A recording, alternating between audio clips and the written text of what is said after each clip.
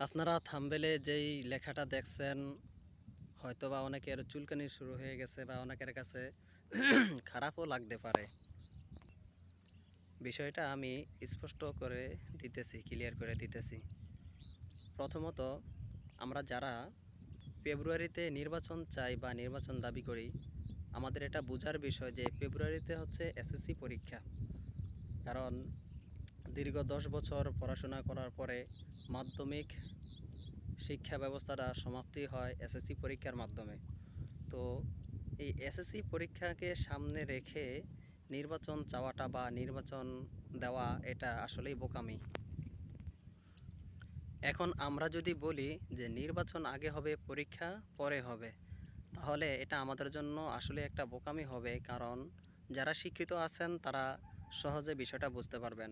নির্বাচন উপলক্ষে যদি পরীক্ষা স্থগিত করা হয়, তাহলে পোলাপানগুলা বা বাচ্চারা এই নির্বাচনের পিছনে রাজনীতি নিয়ে বা বিভিন্ন এদিক সেদিক দৌড়াদৌড়ি করবে। এই জন্য তাদের পড়ালেখা অনেক বড় একটা ঘাটতি পড়বে এবং তারা পরীক্ষাতে ভালো রেজাল্ট করতে পারবে না। এটা যারা শিক্ষিত আছে তারা অবশ্যই বুঝতে পারবো বিষয়টা।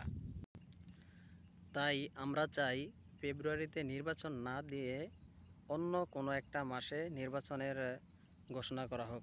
তবু আমরা ফেব্রুয়ারিতে নির্বাচনের মাধ্যমে আমরা বাচ্চাদের পড়ালেখার ক্ষতি করতে চাই না। আর অভিভাবক যারা আছেন তারা এটা অবশ্যই দাবি করবেন যে আমরা আগে আমাদের বাচ্চাদের পরীক্ষা চাই, তারপরে আমরা দেশে নির্বাচন চাই। আর শিক্ষার্থীরা তোমরাও দাবি করো যে আমরা আগে আমাদের পরীক্ষা চাই, তারপরে দেশে নির্বাচন বা অন্য অন্য কাজ। আর যদি আমরা বলি যে আগে দেশে নির্বাচন হবে তারপরে পরীক্ষা হবে, তাহলে এটা স্পষ্ট প্রমাণ হয়ে যায় যে ব্রিটিশরা যখন আমাদের বাংলা শাসন করছিল তখন তারা চাইছিল যে বাঙালিদেরকে মূর্খ বানিয়ে রাখার জন্য। এখন যারা পরীক্ষার আগে নির্বাচন দাবি করবে, এটা স্পষ্ট প্রমাণ হয়ে যাবে যে তারাও ব্রিটিশদের মতো আমাদেরকে মূর্খ বানিয়ে রাখতে চায়। তাই আমি আবারও বলতেছি, অভিভাবক এবং শিক্ষার্থী আপনারা সবাই দাবি করেন যে আগে পরীক্ষা তারপরে নির্বাচন। জি, ধন্যবাদ সবাইকে।